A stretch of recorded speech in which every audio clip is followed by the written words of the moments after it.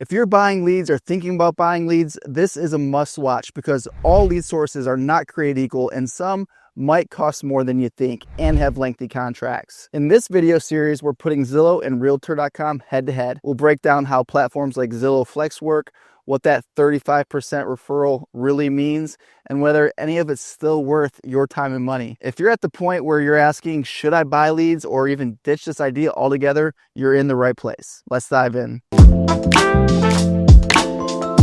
First off, we're going to talk about how Zillow leads work. Zillow's lead service is called Premier Agent. When you sign up to join the Premier Agent program, you can take advantage of several features. Number one, featured ad placements on property listings in your zip code, whether they're your listings or not. Number two, top placement on Zillow Agent Finder. Number three, exposure across Zillow's other affiliated sites, including Trulia. Number four, good reviews are highlighted on your profile. And number five, an IDX website and Zillow CRM. So when an interested buyer clicks on a listing they're interested in, they will see your ad right beside it as the first name on a list of other realtors. They can then reach out to you if they're interested in working with you. So next, let's talk about the cost. Zillow Premier Agent gives you flexibility in how you'd like to pursue your advertising goals. You can advertise month to month or sign a 6-month contract for a minimum amount each month. If you sign a contract, you'll get an ad bonus to fund more advertisements. The cost of leads from Zillow Premier Agent will depend on the average price of homes in your location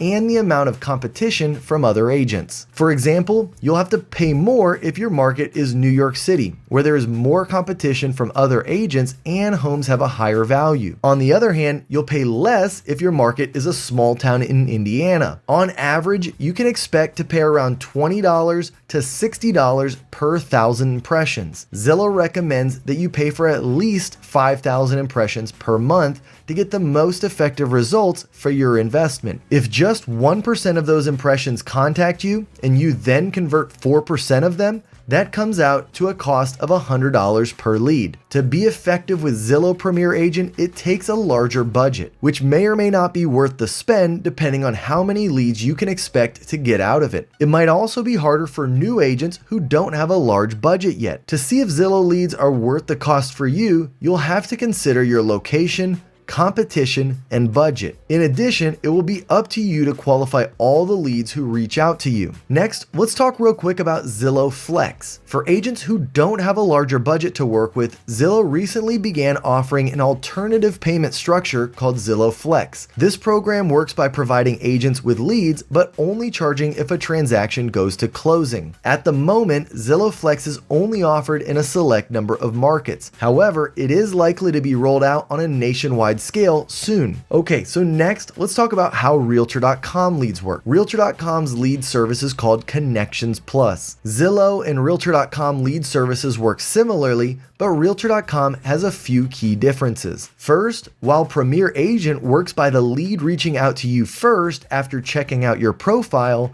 Connections Plus works by sending out a lead to all of the agents in a specific area. Whichever agent contacts that lead first has the best chance of working with them. When you sign for the Connections Plus program, you get a range of benefits for your business, including automated email and text responses to engage your lead until you have the time to reach out. Number two, the ability to track data from up to 150 different lead sources, all in Realtor.com's CRM system. Number three, the ability to add agents from your team into your database and share leads with them. Number four, Connections Plus mobile app. And number five, information about the lead, including contact information, recent searches on Realtor.com, and their social media profiles if available. The program works when a buyer expresses interest in a property and then decides to fill out a form to contact an agent. Realtor.com collects all these different leads and then sends them out to you and other realtors in your area. Like Zillow, it is your job to qualify the leads and see if they are worth pursuing. So next, let's talk about the cost. If you're comparing the cost of Zillow versus Realtor.com leads, Connection Plus is the slightly cheaper option. However, similar to Premier Agent, it will depend on a couple of different factors. The cost will depend on what zip code you're in and whether you choose to pay extra for exclusive leads rather than non-exclusive leads. Realtor.com sends non-exclusive leads to all agents in a zip code, and they are essentially first come, first serve. Whoever contacts the lead first has a higher chance of working with them. Non-exclusive leads are also less expensive. Exclusive leads, on the other hand, are more expensive. You're essentially paying a larger fee to be the only agent in your zip code. Realtor.com will send all of the leads in the area only to you. On average, the monthly cost for non-exclusive leads starts at $200 per month,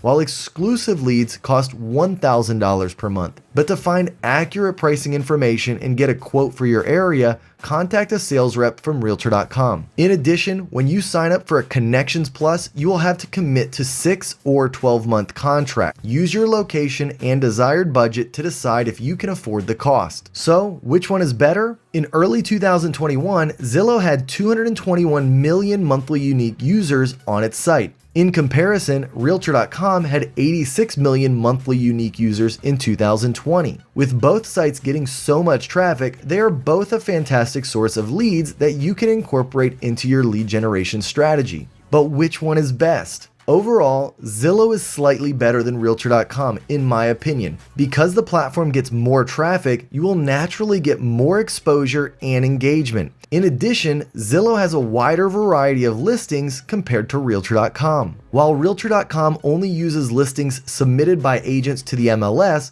Zillow also includes for sale by owner listings on their site. But ultimately, the answer to the Zillow versus Realtor.com debate will depend on your unique situation. For example, if you're a newer agent and don't have a large budget to work with, Realtor.com might be a better fit for you. Or if you're a brand new agent just getting started on Zillow, it probably won't be a good idea to become a Premier Agent because your profile likely won't have many reviews yet. With no reviews, it'll be hard to convince buyers to work with you. Or if your market is in an area that doesn't get many leads in the first place, then investing in either one of these lead services may not be worth it for you at the moment. If you decide Zillow and Realtor.com are not the right option for you, check out my preferred lead generation method, Google pay-per-click ads. You can generate the same high-quality leads as Zillow and Realtor.com, but at a quarter of the price. It takes more work to get it set up, but the return on investment is worth it over time. Check out my video that I'll link above for more information. Alright, so to sum things up, it's also important to remember that different agents will get different results, even if they use the same site. For example, success with Zillow versus Realtor.com lead services comes down to several factors. These include how filled out your profile is, the quality of your profile photo, how many reviews you have, and your response time and follow-up strategy when reaching out to the leads. We're going to be covering a topic that I've been getting asked a lot about here recently, which is Google pay-per-click and basically being able to run your own ads for real estate lead generation. So this is obviously a very popular, method right now for online lead generation. I've used it a bunch myself. I'm currently running ads right now for myself and for a few other agents. So I'm going to just share some best practices, some things that I've been doing to have success with Google Ads.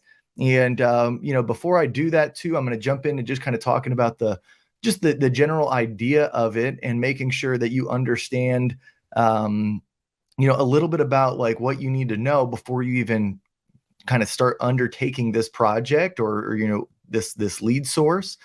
Just so that way you know what you're getting into before you get into it, because it is, it's an investment. I think that it's a positive return on investment if you do it right. I know it's a positive return on investment if you do it right.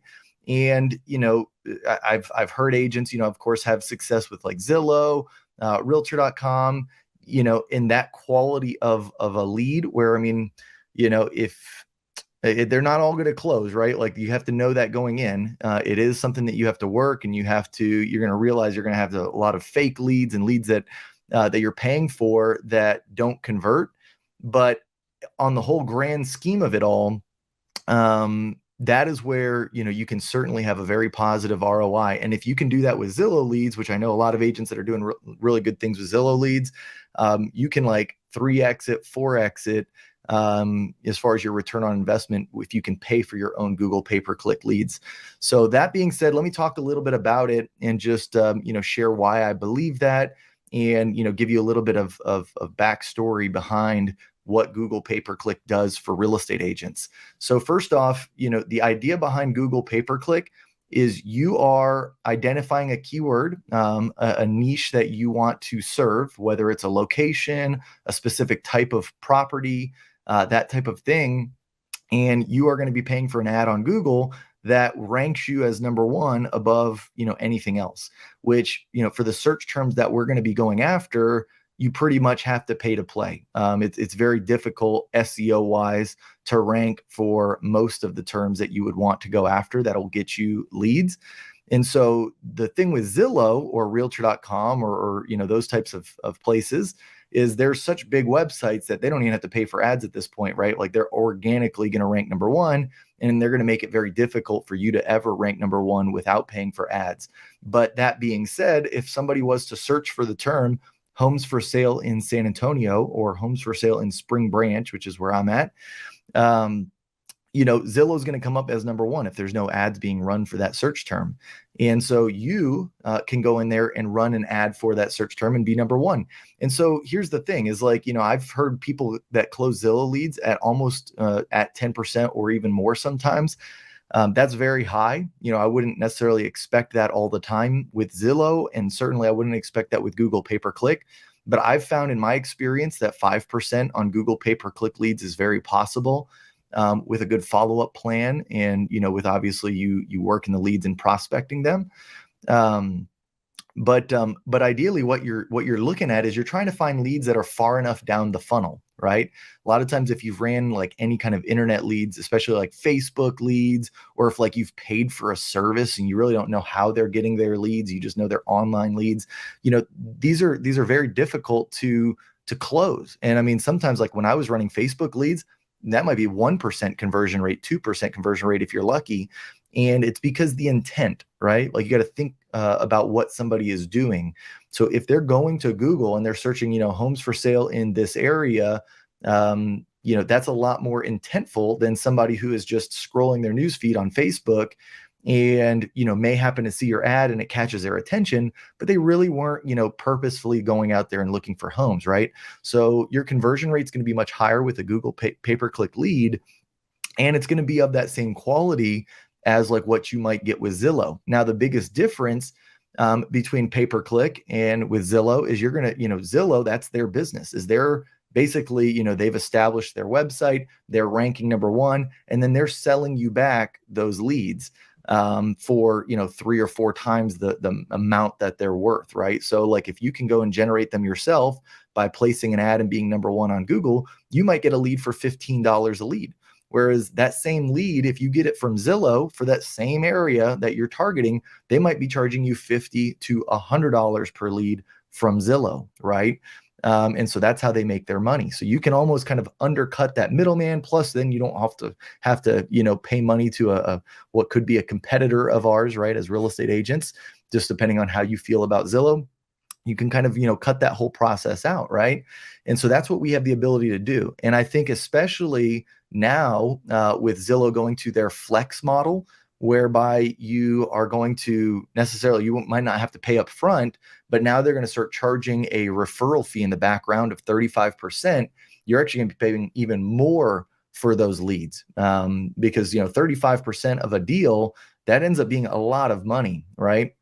So agents may not think that. They might think and it might sound better that they don't have to pay up front for leads, but it actually in the long run does cost more to pay that 35% referral fee than to even pay $100 or $60 a lead per lead. And so you can certainly save even more by doing pay-per-click. So it makes it even much more appealing. So that's what we're going to be talking about. We're going to talk about like why, how to set that up. I'm going to actually share my screen, show you how I have my ads set up. And and you can kind of do a similar thing if you want to follow along, or if you want to. Sometimes you might have to rewatch this video back, and so you can replay it and kind of set it up with me. But I'm going to just show you a little bit about how I have it set up, and go from there. But before I even do that, I do want to talk a little bit about just the follow-up process, because if you've run any kind of internet lead in the past and it hasn't worked for you, there's usually a common reason, or a reason why that wasn't effective for you. And most of the time, it's just your follow-up process. The number one thing you have to know about internet leads, number one, speed to lead is extremely important, right? So when you get a lead that registers, you need to be calling that lead within the first 5 minutes. If you call them after 5 minutes, the chance of conversion goes significantly down. And so, if that's going to be a hindrance, if, like, let's say that you are running, this is a part-time thing for you and you've got a full-time job, that may not be the best strategy, right? Like, you might need to figure out a different way. Like, maybe it still could be, but you'd have to find out how you can accomplish that. Maybe that means you got to, have an inside salesperson, somebody who's willing to make those calls within that time frame. Maybe you set up your Google ads to only run during specified periods of time when you would be available to make those calls. I like to let my ads run, as much as possible throughout the day. And, because I'm willing to make those calls, or my agents are willing to make those calls right away. But if that's not possible for you, then you need to figure out which way works, or maybe this, again, isn't the right lead source for you, because that's a big part of it. If you're not even willing to do that, or you don't think that's going to be something you can do consistently, it's one thing if you miss one here and there and you kind of catch up when you can, but you want to be getting to the most of them as fast as possible within that 5 minutes, if possible. So that's number one that you need to know before going into these. And then number two, you got to have a long-term follow-up process, right? Like, a lot of these leads, even though they are closer down the funnel, they're better than like a random Facebook lead or something like that. They're still going to be, most of them, about 6 to 8 months, right? Like, on a turnaround time. That's average. You are going to get some that will start working with you right away within 1 month, that'll close a deal 1 month, 2 months, 3 months. But on average, if you're really going to get the most return on investment out of running like Google pay-per-click, you've got to be willing to follow up with a lot of these leads for 6 to 8 months or more, right? So you got to have a good follow-up process that you can set these people up on for long term, and don't just forget about them, right? And that includes not just like sending up a drip email, but you also will have to be responsive and calling them, updating them, checking on, their status. So, whether that's you or whether you do have somebody that's going to help you dial and kind of keep in touch with these people, that is something you got to think about in the beginning, because it might not sound like a lot. Like, let's say that you're generating 1 lead a day, okay? And you're like, wow, it's no big deal. Like, I can call 1 lead a day. Well, that's fine for day 1. And then day 2, when the next one comes in, and you call day 1's, call that lead and then call the one from before. But then once you start getting to like day 43, and now it's like you got new leads coming in this day, plus you got all these other people that you have to communicate with in the past, it can start to get overwhelming. So you want to think about your systems and your follow-up processes before you really kind of start going into that, before you even start going down the Google pay-per-click path. So that's not to say, you can start, of course, build them as you go, but just know that you've got to build them. Don't just like think that like, hey, I'm going to start generating these leads, I just call them right when they come in and that's it. No, like, a lot of the money is made on the back end of the follow-up and all that type of stuff. So, and then you also have to remember too, a lot of money is made on the repeat business down the road. So, when you really look at the full potential of return on investment for Google pay-per-click leads, it's very, very high. In most markets, I see on average, as far as like lead costs, is roughly around $15. So, it can be as little as 10, it can be as high as 20. In most markets, in some markets, New York City, or like, San Diego, or like some of these Miami, some of these like really, kind of high-end markets, or if you have super just like luxury real estate, like if you were trying to target, Silicon Valley or something, right? Like very specific, where it's multi-million dollar homes. Well, yeah, of course, those leads are probably going to be more expensive. And quite honestly, I don't even know that I would want to go after those types of Google pay-per-click leads for those areas. Most of the time, again, once you're dealing with complete just luxury stuff, a lot of those agents, or a lot of those leads, will already have agents. people that they know.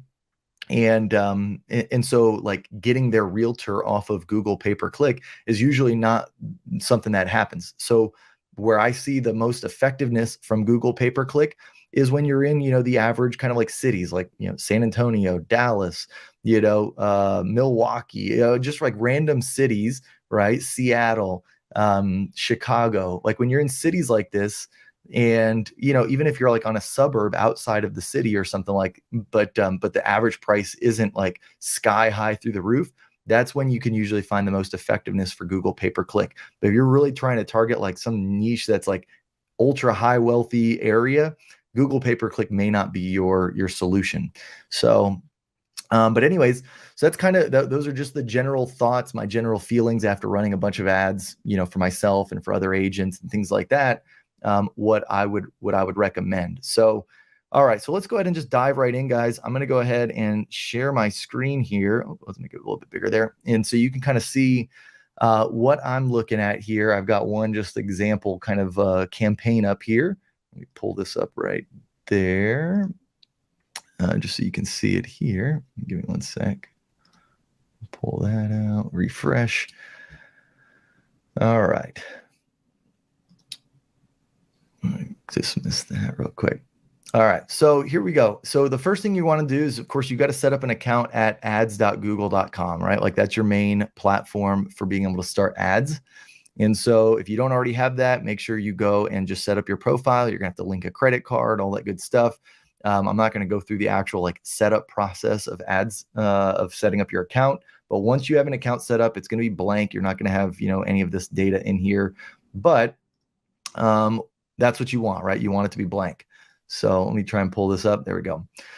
So the way that I kind of start things out, the first thing you want to look at there's two ways you can run ads. The way I like to do it is by doing my bid strategy as maximizing conversions. This is a little bit more in depth, but I find that it gives me a better cost per lead. The more easy setup and a way that you might set it up in the beginning, if you can't figure out how to set up the conversions, because it's a little different for every single website, is you can also do it just by cost per click, right? And going after and paying per click to your landing page or to your squeeze page, which we'll talk about here in a little bit. But basically, if you're going to do it for conversions, the thing you got to know is once you kind of come here, the first thing you'll do before you even set up your first ad is you're going to set up conversions. And the way that you do that is you go up to tools and settings, you go to conversions. All right. And then you've got different signups. You just say new conversion action. You're going to say website. You're going to put your website domain. You don't really, it doesn't really do anything, but let's just say I was going to do it for, mine is the handyteam.teams.exprealty.com, right? And I'll say scan. And then down here, so you're going to skip this part up here to, conversion actions automatically, and you're going to do it manually. So add a conversion action manually. Your goal is going to be signups.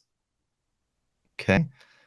Then you're going to say use no value or don't use a value. Even though it says not recommended, this is basically saying like if there's different values, like, for a sign up, like $10 versus $5, you're going to put some kind of dollar amount in there. That's not what we want to do, but we do want it to be counted, and we want it to count on one. So each one counts as one sign up, right? So each conversion will only count as one. Okay. So we do this and let's say done. And then we say save and continue. And it's going to give you a code that you're going to have to put on your website. And if you don't have access to be able to, manipulate your website, whatever it might be, then it'll actually give you the ability to send it to your webmaster, whoever is kind of in charge of your website. Now, this is where having a website, like what I use is KV Core. I don't know, obviously everybody's going to use something different, but if you're not using KV Core, I can show you how to do it on KV Core. If you're not using KV Core, I can't show every single one, but basically you would need to find out where to put this code on your website, depending on what website you're using. So in here, you can see, I can grab my event tag. What I'm going to do is I'm actually going to say done. And then if I came over here, and then this is the one that I just created, the sign up right here, and I click it again, and I come to tag setup, and I say install the tag myself, or again, you can email the tag if you want to your developer. I'm going to say install my tag myself. And then it gives me my global site tag. So this is where I'm going to put in the header of all of my entire website. And then an event snippet, this is like what actually tracks the conversion. And so if you're like, I'll show you here on KV Core, if you're using KV Core, what you're going to do is you're going to go to your web and IDX and go to your website settings. I'm already on that page now for my Teams page. And if I come down, I scroll down to where I see custom header. This is the code that I can manipulate to be able to put something on every single page of my website, right? So this is where I want to put the first one, my global site tag, right? So I'm going to copy that. I'm going to come over here. I've already got it pasted in. So I've got my pixel code on there as well. So like that's another good spot. If you're on KV Core, that's where you're going to put your Facebook pixel. But if you come down below that, this is where I've got my global site tag for my Google ads, right? So that's right inside here. And then if I scroll even further, I've got conversion code, right? So KV Core automatically has a spot there where I can put my conversion code. And so if I come down here to the event snippet, I grab the conversion code. I can come in here, and then there's my conversion code here. This bottom part here, this is actually KV Core. There's another code that you can put in here to track registrations and things like that for your Google Analytics, which I've got that code in there as well. But the one that we want for Google Ads is right up here. So you come in here, and one thing to note if you are using KV Core is you got to, like when you put it in here, you have to hit save. And then when you put it in here, you have to hit save again. Don't put it in both and then only hit save on one, because then it won't actually save the top one. So, or whichever one you did first. So just as a little side note. So now once you have that in there, you are basically set up. It's set up to track your conversions. And so at this point, like what you can do now, come back to Google Ads, and you can actually start creating your actual ads, right? So here's one of the ads that I've got going right now. You can see just in the last like 7 days, I'm not spending a ton, $13 a day. So that's why it's giving me this little thing that says limited by my budget. But you can see just, I've had 64 clicks. I've had 5 conversions. So, it's about $16 per conversion is what I'm paying right now. I just started this particular campaign maybe 9 or 10 days ago. So it's actually still kind of like optimizing. It's still kind of figuring itself out as to who it should show the ad to. So that's why, at this point, it might get down a little bit less than 16, but I think overall, it's probably going to be around 15, 16 bucks per lead, right? And if you think about this, right, $16 per lead, if I'm telling you that, you can close roughly about 5% of your Google leads, that's 20 leads.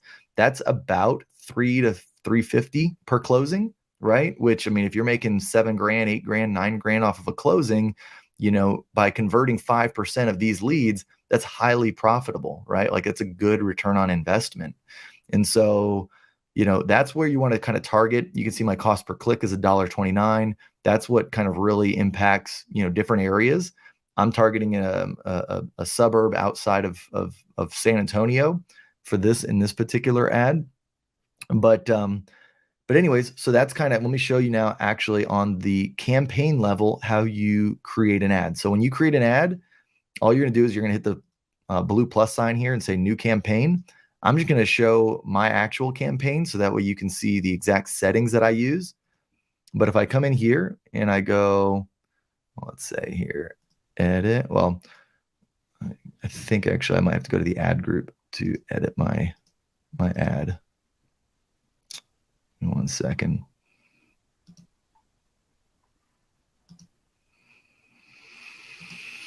I don't know if it'll actually let me do it from the way that, so I'll pull it up here. I'll just say new campaign.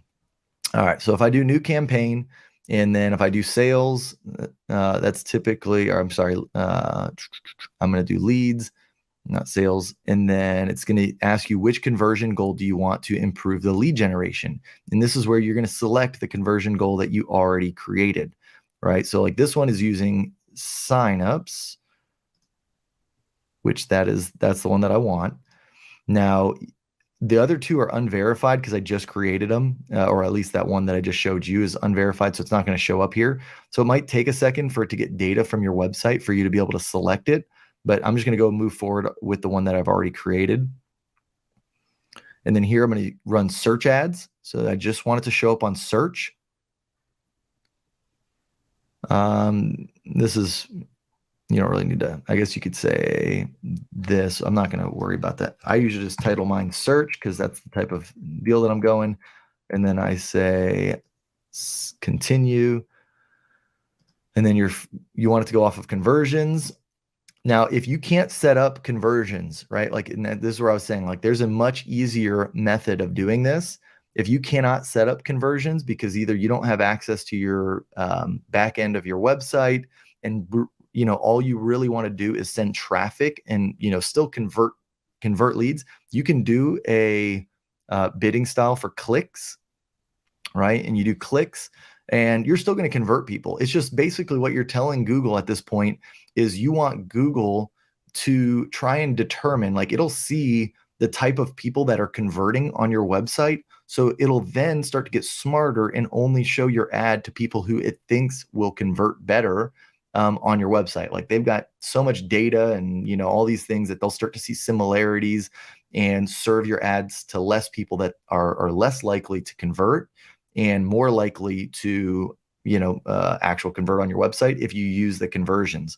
Whereas if you just use clicks, well, then it's going to serve up your ad to people who it believes are going to at least click, right? Which the people that click may not be the people that actually fill out your form on your website. So they're still good, and if that's the best you can do, it's still fine. You just might be able to find a little bit lower cost per lead if you can actually go after the conversions versus the clicks, right? Here, I'm going to turn off search network. I'm going to turn off display network. I've just not found those really help out very much. You're actually going to just increase your cost per lead. Locations, I leave locations alone. Languages, I usually leave languages alone because I speak English. If you speak a different language, you might actually target like a secondary language that might help you when it comes to the bidding for your ads. The reason why I don't select locations is because you don't want to just select your location. Like, let's say that I'm targeting San Antonio. I don't want to just search, I don't want to just target people that are in San Antonio. I'm already going to be searching or targeting a keyword like homes for sale in San Antonio. Therefore, I'm okay with people that might be outside of San Antonio that are searching for that search term. So if they're in Chicago, if they're in Florida and they're searching homes for sale in San Antonio, I still want my ad to show up to them because chances are maybe they're relocating here and I still want that potential business.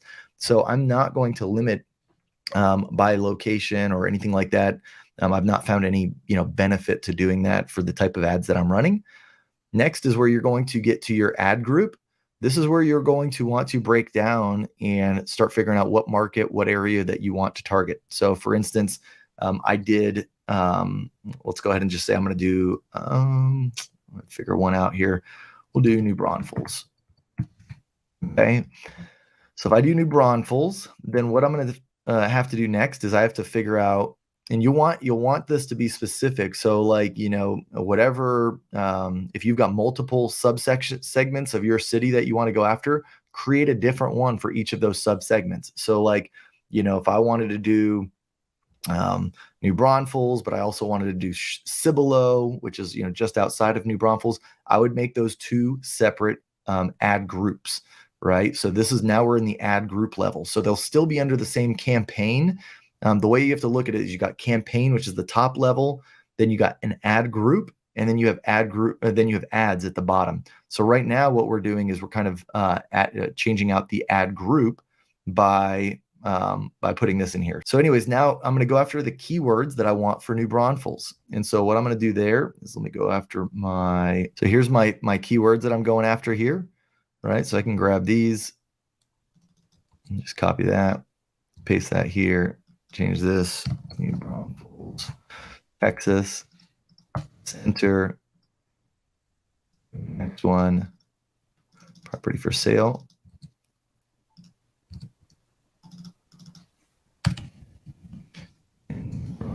Braunfels, Texas. Go to the next one.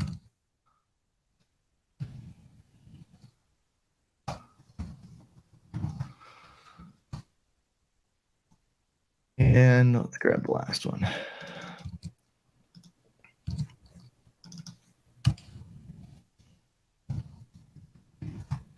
All right, so there we go. So these are my keywords. You could also, kind of depending on what you want to do, you could search for like, New Braunfels condo. If there's specific types of properties you want to go after, you could, and that's like what's served in that area. Like if most people are looking for condos versus homes, right? You might put New Braunfels, Texas condos for sale, right? Or if it's always, farm and ranch or whatever it is that you're wanting to target, you're going to put it there. The one thing you can do, I use a tool called Ahrefs just to get kind of keyword volume. It's a little bit overkill for this. You don't need it because it's pretty expensive. It's over $100 some odd a month. I mainly use it because I use it for my blog as well. So since I already have the tool, I can go in and I can research. I'll show you here. I go to Ahrefs. I'm going to show you how I do it, but I'm going to show you a cheaper tool that you can use as well, since you probably don't need like the full capabilities of Ahrefs. But like if I wanted to go in here and actually just kind of test out these keywords to see if they even get traffic, I can come in here. There's a keyword explorer, and I can just search that. It tells me here, give me what the volume is of that keyword. There we go. 200 searches per month, so pretty good. It even tells me my cost per click estimate, right? $2. So that's a little higher than what I am for Spring Branch.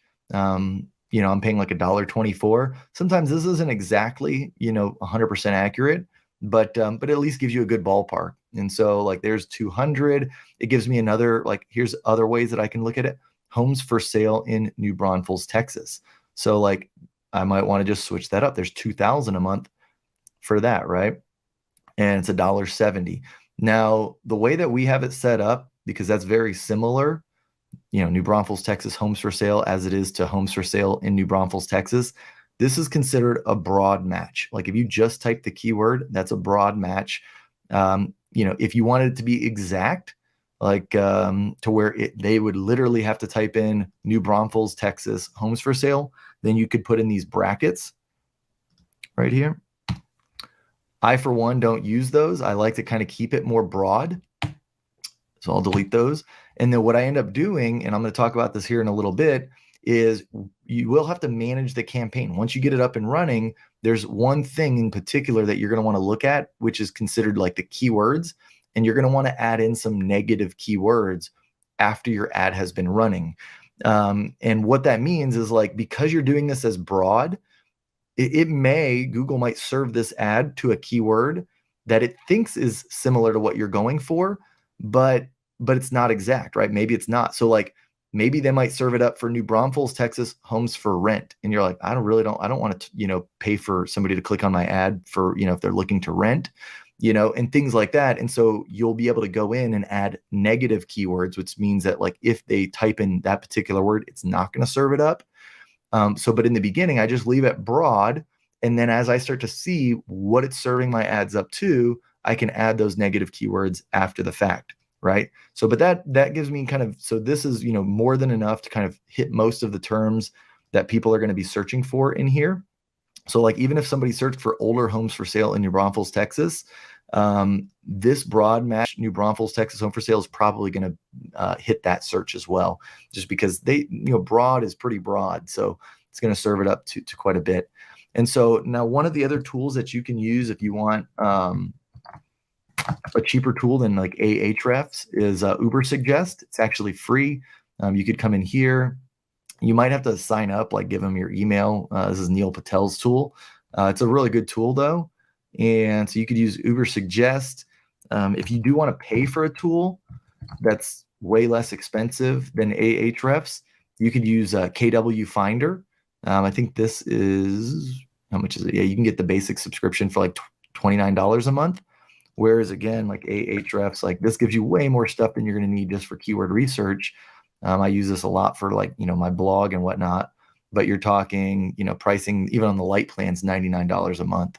So, and I think I've got the standard. So it's not super cheap for Ahrefs, but Uber Suggest is free. I think you just have to give them your email, and then they do limit you to how many searches you can do in like a day or two. But it could be a good way to get you started on that. So, all right. So now heading back to the ads. So we've got our keywords in here, right? And now you're going to need to add in you have to actually create your ad, right? So this is where we have to figure out, where are we going to send the traffic that's clicking on this ad? Well, we got to send them to a page that's going to convert them from traffic to a lead, right? And so KV Core does that for us. So hopefully you have some kind of a website that has an IDX feed built into it, which an IDX feed is like a data exchange. It's your, it's where it takes all the properties that in your MLS and displays them on your website.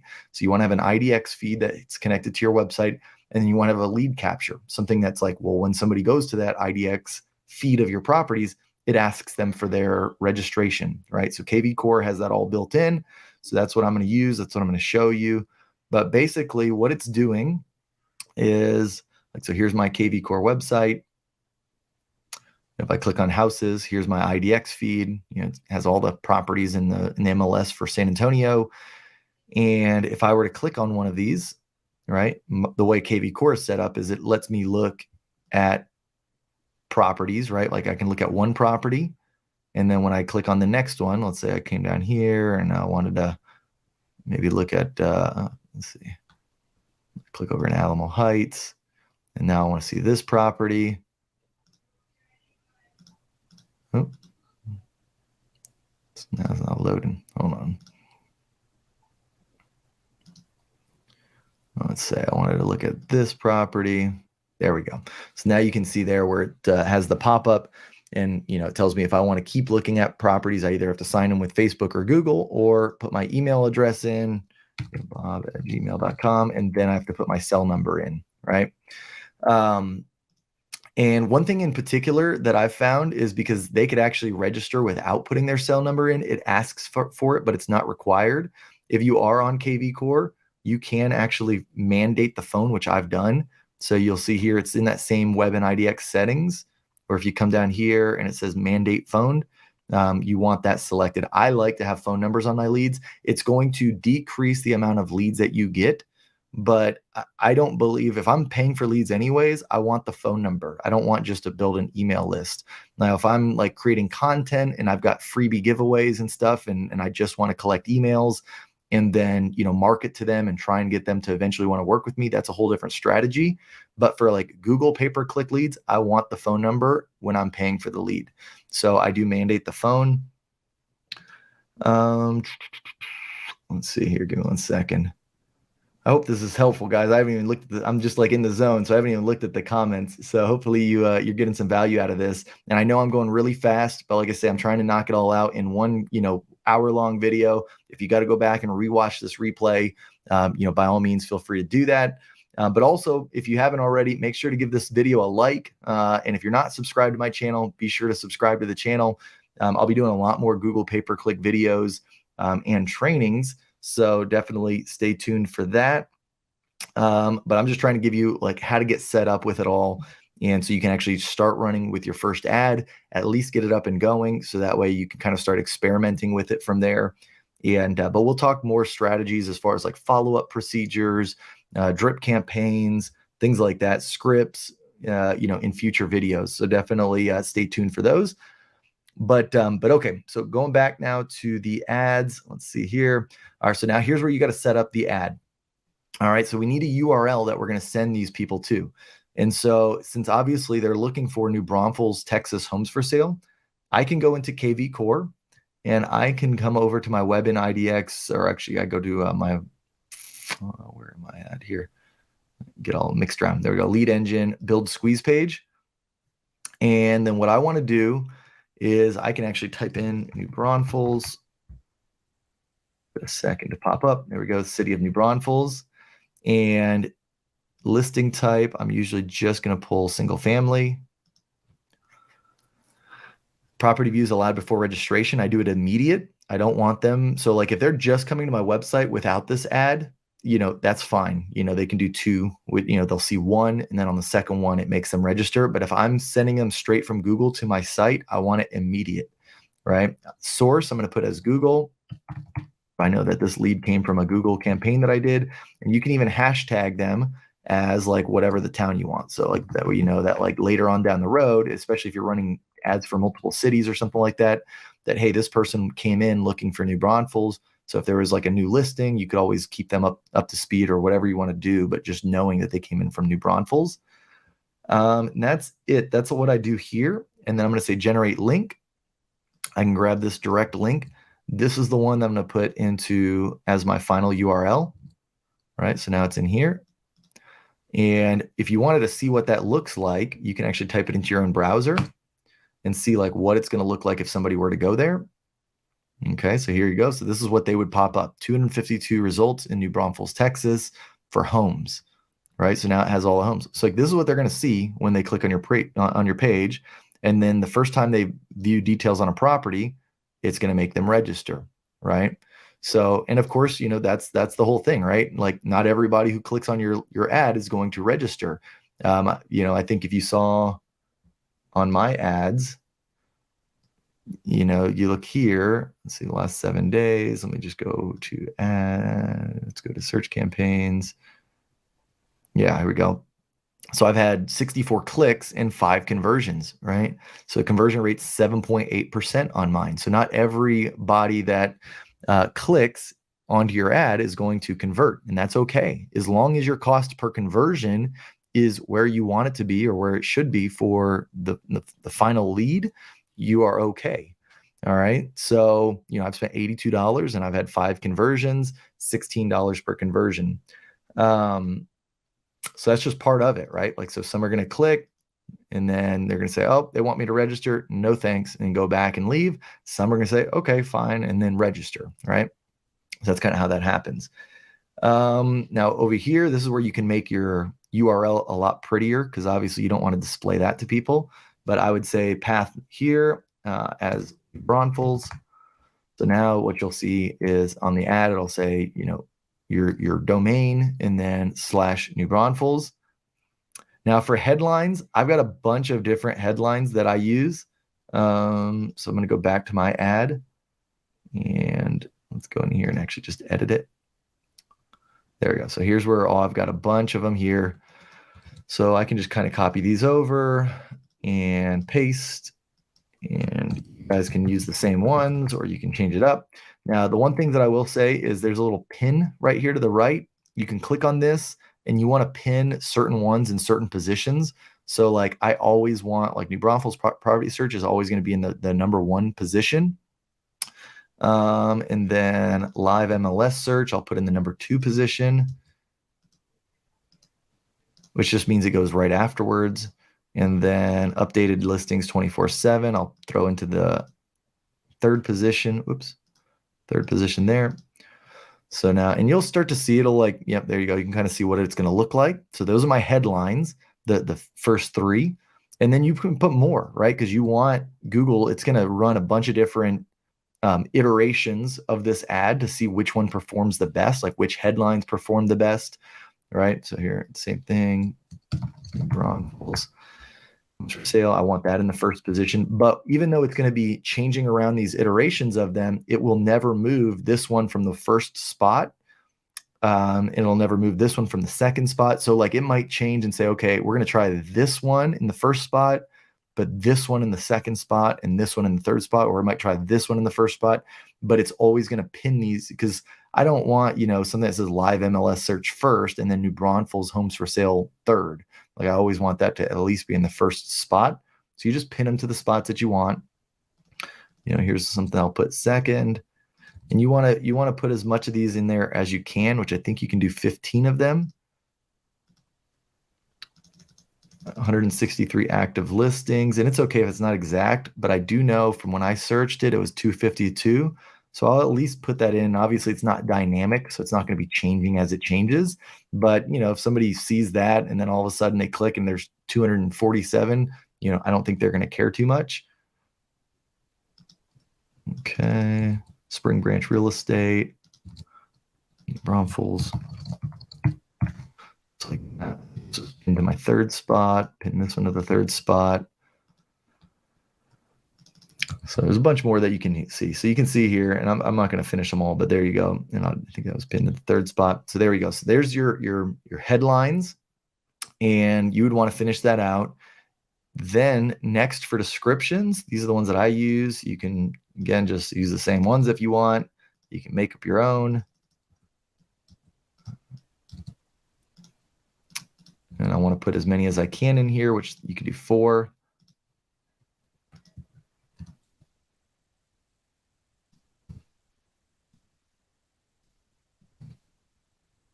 So that.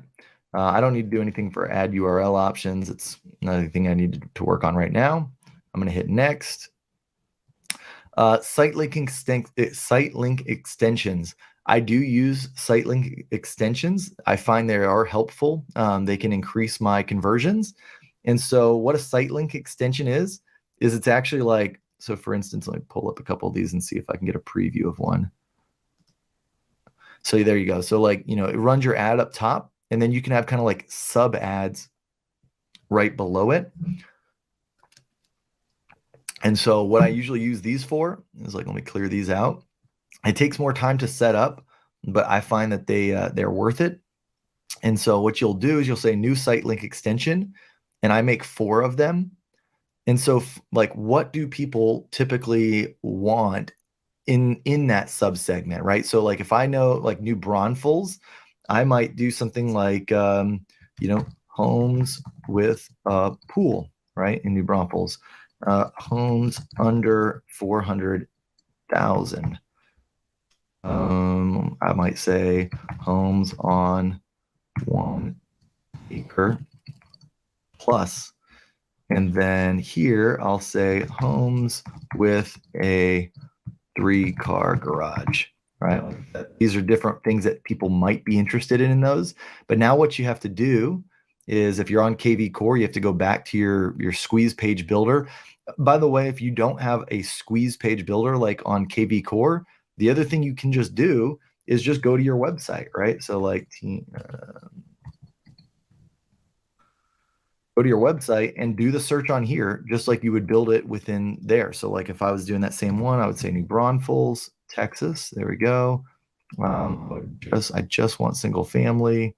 There we go. So like, this is what, and then I would say search, and then I can grab this as what I want, right? So like, to put in as my final URL if I don't have a squeeze page builder. Now, the only difference is like, if your website is set up to trigger a lead generation form on like the second or third or whatever trigger, then it's just going to go at what that is. You can't, like on the squeeze page builder, I can tell it I only want them to immediately have to register. So that differs from what is normal on my website. So that's the advantage there. But anyways, so now here you go. You've got this. You could just basically copy that URL, and you could throw that in as your final URL up here. But now what you're going to need to do when we get over to the site link extensions is you got to go a little bit more in depth, right? So now if I want pool homes, I come over here, and I've still got New Braunfels, Texas, single family listed. But now I can come over to my options. I can search for pool and then regenerate the link.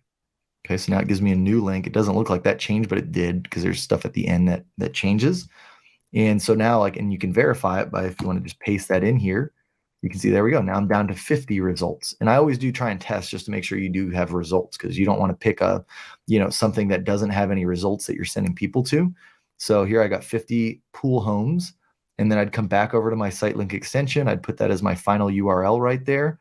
Same thing, homes under 400,000. I'd remove the pool homes, and here I would just put, $400,000 max, generate link, copy that, test it, make sure it looks right. 61 results, that's fine. Paste that as the final URL there. Homes on an acre, remove that. Acres 1 plus, generate the link, copy, test, 63, good. Homes with a 3-car garage. Remove this. And then let's see, garage plus garage. Generate the link. Test. 66. Okay. There we go. And then so now for the descriptions, let's see here. I've got certain descriptions. Let's see which I'm using here. I'm going to cancel that. Extensions. Site link extensions. Edit. Here's what I'm using. Spring Branch homes for sale. And then under updated listings 24/7. So I'm going to paste that. Copy this. Paste that. Switch that out to New Braunfels. Homes. The pool. With a pool. Just like that. And I keep that updated 24/7. I put that one on all of them. Just copy this, paste that. Homes. 100,000. Just like that.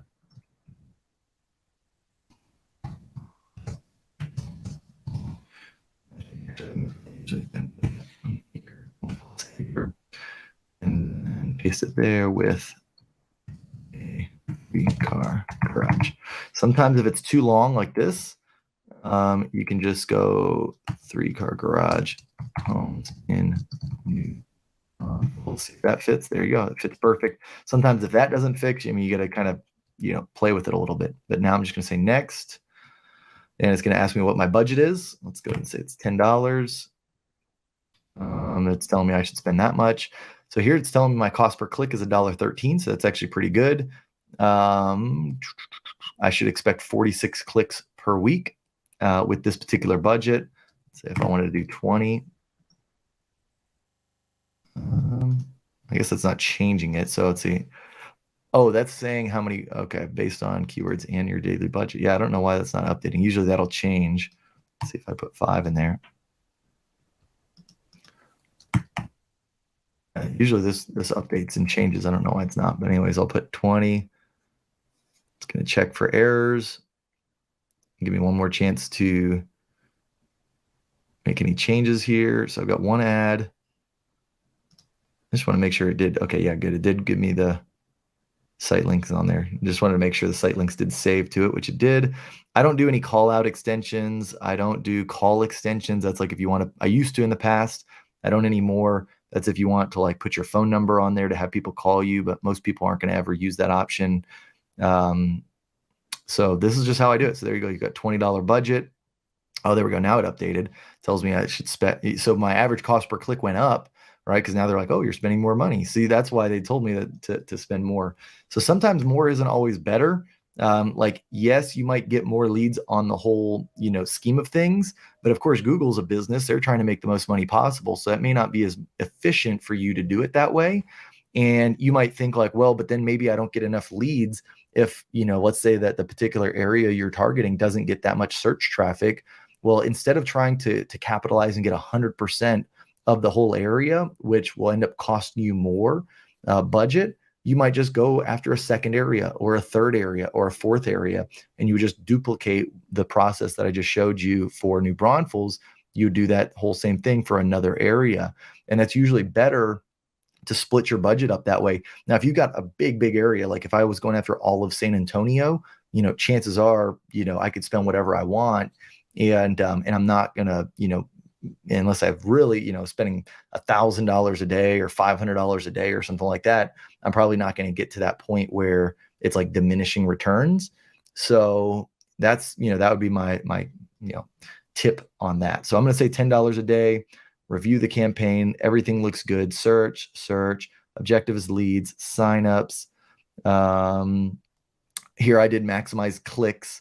Remember, that's the bidding that you can do. You can either do it for conversions or clicks, depending on how you set your website up. I took off all the ad networks, all countries, English, no segments for my audience. I want it served to everybody because I'm going after my keywords. I've got my keywords, my ad, and my budget, and then I'm going to say publish, right? I'm not going to do that because now the last thing that I want to show you guys, I'm going to say save for later, is the negative keywords. So now let's say that you've got your ad up and running, you're starting to get some leads from it. Then at this point, what you're going to do is if you click on that campaign and you go to keywords, you can click on search keywords, and then you can see exactly what people have been searching for. Or I'm sorry, here we go, search terms.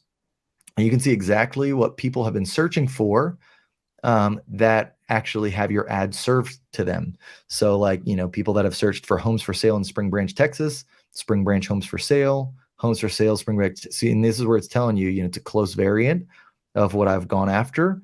The actual term that I went for sale by owner, this was a broad match, right? So like, this is where they kind of, kind of thought that they knew what they wanted, Google what I wanted. And in actuality, I don't want for sale by owner, right? Like I don't want to probably have people that are searching for that hit my page, because my page is not serving up for sale by owner homes. It's serving up MLS properties. So those people are probably not going to convert very well. So what you can do here is just click on that, and I can add that as a negative keyword, right? So I'm going to add that as a negative keyword to the, you can add it as to the whole campaign level or to the ad group level. And again, remember, campaign is at the very top, and usually you'll have ad groups, multiple ad groups underneath that one campaign. And then you have multiple ads within a specific ad group. In this case, we're running one ad per ad group, but the ad group is where you would have different cities or, sub-markets. So like I've got New Braunfels, but let's say I wanted to run another one for Spring Branch. They'd be in the same campaign. So it'd be the search campaign, but then I would have, Spring Branch as an ad group and New Braunfels as an ad group.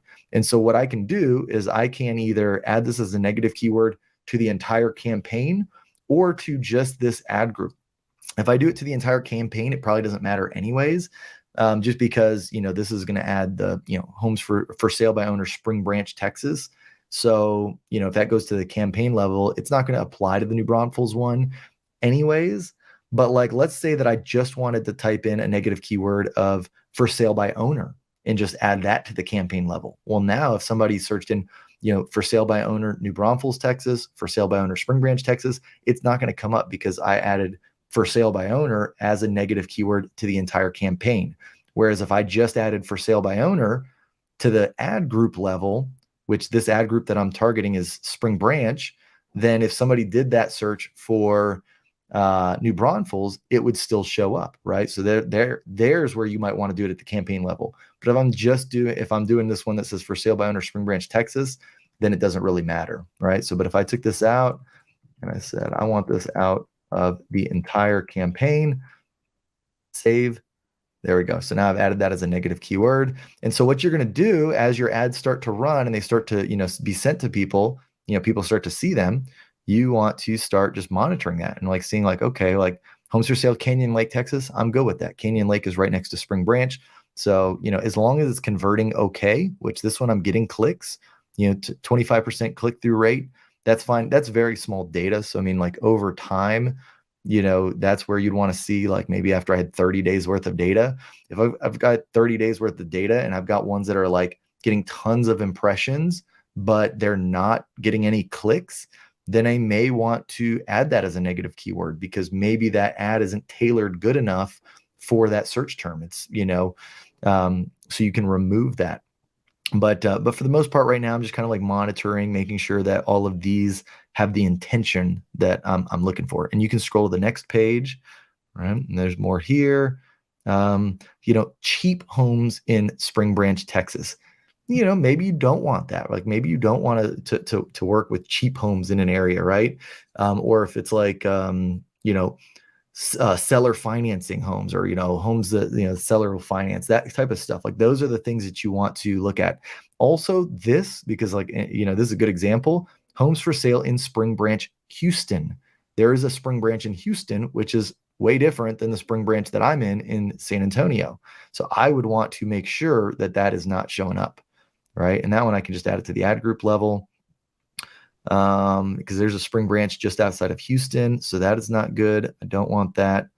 Keep going through. And so you can see here. So, and then, so you would do this maybe after like 5 to 7 days of your ad running, and then do it again after another week or another 2 weeks. It's not like you have to do this every single day, but you do want to be aware of it, where it's running. And so same thing here, add that one as a negative keyword. So now it's just going to have a little negative keywords list. So you can see here, like these are all the different negative keywords that I've got in mine.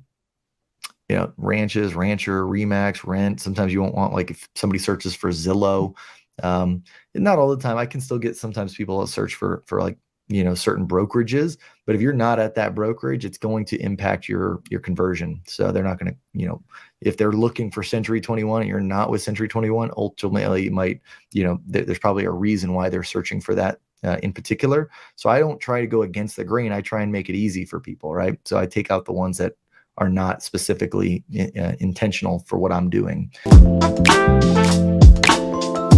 So what is Zillow Flex and how does it work? Zillow Flex is a new program that allows agents to get referrals from Zillow. For a 35% referral fee, agents can receive leads from Zillow with no upfront cost. The leads are similar to the current Zillow Premier Agent leads, in which agents pay upfront for a zip code and receive all the leads in that zip code. However, with Flex, agents only pay for the leads they close at the end of the transaction. In addition, agents can use the program to get more exposure for their business. They receive a featured profile picture, agent bio, and contact information on Zillow's website. So how does it work? When a consumer submits a request through Zillow's website, they are connected with an agent in their area. That agent then has the opportunity to work with the customer and close the transaction. If the agent doesn't close the transaction, they don't pay anything. Sounds like a pretty good deal, right? Well, keep watching. There's more that you need to know. So how does one get started with Zillow Flex? At this time, Zillow Flex is only open in certain markets and by invitation only to high-performing partners. Currently, Zillow Flex is the exclusive lead distribution model in Phoenix, Atlanta, and a few other select markets around the country. As Zillow identifies willing and able agents to participate in the program, they are slowly transitioning out of their Premier Agent program that sells leads by zip code. So if you're interested in Zillow Flex, your best bet is to reach out to your local Zillow representative and express your interest. Now that we know what Zillow Flex is and how to get started, let's take a look at the pros and cons. First, let's talk about the pros. Number one, there's no upfront cost to join. Number two, agents only pay for the leads they close. Number three, agents can get more exposure for their business. Now, the cons. Number one, the 35% referral fee is a bit high. Number two, there's no guarantee of leads. And number three, the conversion ratio is similar to Premier Agent or Google pay-per-click leads, which is around 5%. So agents must work dead ends to close a deal. And lastly, you must be selected by Zillow to participate. So is Zillow Flex worth it? Well, that's a tough question to answer. On one hand, it's a great program for agents who are looking for more exposure and don't mind paying a higher referral fee. But on the other hand, the program is still in its early stages and has some kinks to work out. Only time will tell if Zillow Flex is here to stay. But in the meantime, it's definitely worth reaching out to your local Zillow representative and expressing your interest. So how does that 35% referral fee work? Zillow calls the 35% referral fee their success fee for closing a transaction. This fee is paid at closing on any transaction Zillow has procured. When you work with Zillow Flex, you'll log all details of the status of any lead within the Zillow Premier Agent app, including once the client goes under contract. Once under contract, you complete a form and choose between two options of payment for the success fee. Option one is to pay through a closing service or title company. Option two is to pay Zillow directly after closing. In either case, Zillow periodically checks in with the leads to verify the status and ensure agents are upholding their end of the agreement. So how can you maximize your profits with Zillow Flex? If you search for Zillow Flex reviews, you'll find many mixed opinions. In my opinion, Zillow Flex leads are no different than the current Zillow Premier Agent leads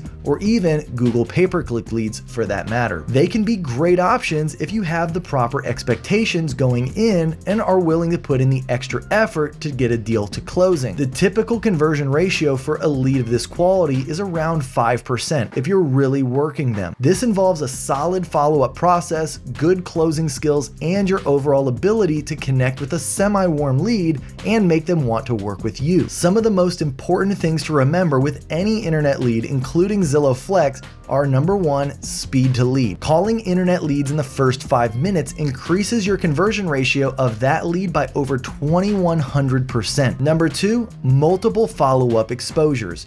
It often takes between 6 to 8 attempts to get in touch with an internet lead.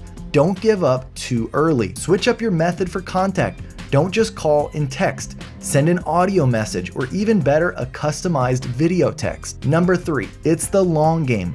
Remember, many internet leads are just starting their journey. Plus, a lot of your ROI will come from repeat and referral business down the road. Don't judge a lead source before you've given it enough time to really impact your business. Can you get removed from the program? Zillow tracks the performance of all agents participating in the Flex program. If Zillow sees agents underperforming, closing a smaller percentage of leads given compared with other agents, they may remove you from the program. Keep in mind that Zillow has massive data on leads and agent performance across the country. Zillow does have an inside sales team that does their best to pre-qualify opportunities so that when they transfer the lead to the agent, they've already been somewhat screened. Also, Zillow has training for agents to ensure that they have the best follow-up processes in place. This training comes from other agents across the country who've had good success with both their Premier Agent platform and the current Flex system. So how can you decide if Zillow Flex is the best option for you? To decide if Zillow Flex is something that you should look into further, you should consider the following. Number 1,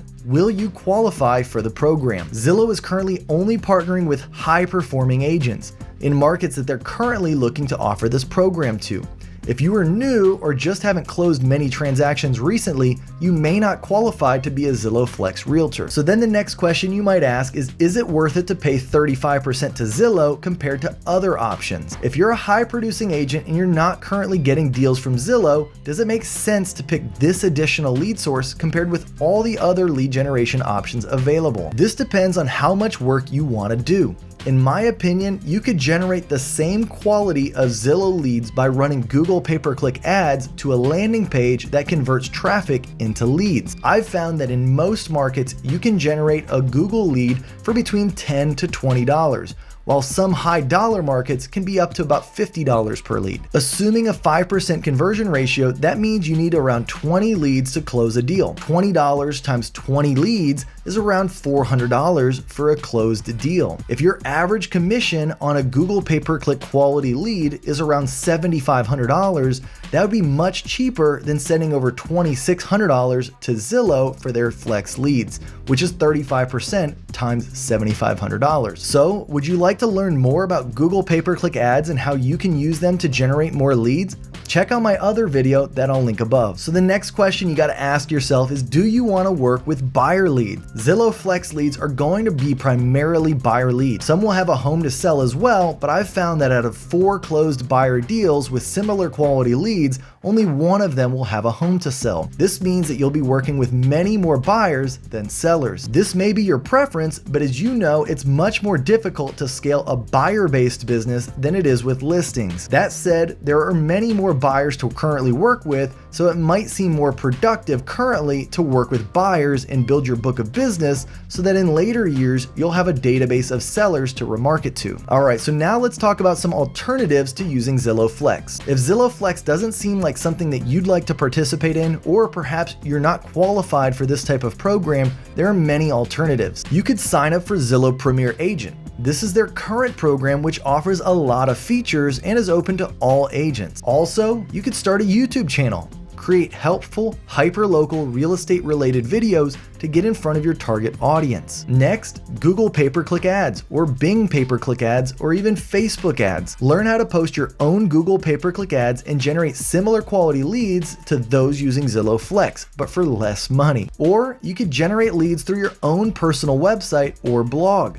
This can be done through online advertising, SEO, or social media. Also, you could look into real estate lead generation companies. There are many reputable companies that offer high quality leads for a fee, like Boomtown, Real Geeks, Playster, or Ylopo. You could also spend that money working with a real estate coach. This is someone who's specialized in helping real estate agents generate more leads, create systems, and make more money. There's also things like offline methods like direct mail or door knocking. This may be more difficult in today's market because of the high competition, but can still be a viable option in certain markets and use cases. If you'd like even more proven ways to get more real estate leads, check out my other video that I'll link above. Alright, so to conclude this video, is Zillow Flex worth it? I've given you the pros and cons as well as my personal opinion. The bottom line is that this new lead source could be a great help if you know how to make use of it correctly, but it could also end up being more of a hassle than it's worth. If you decide to give it a try, make sure to take advantage of all the resources available to you so that your experience goes as smoothly as possible. And always remember, nothing ventured equals nothing gained. All right, by now you should have a much clearer picture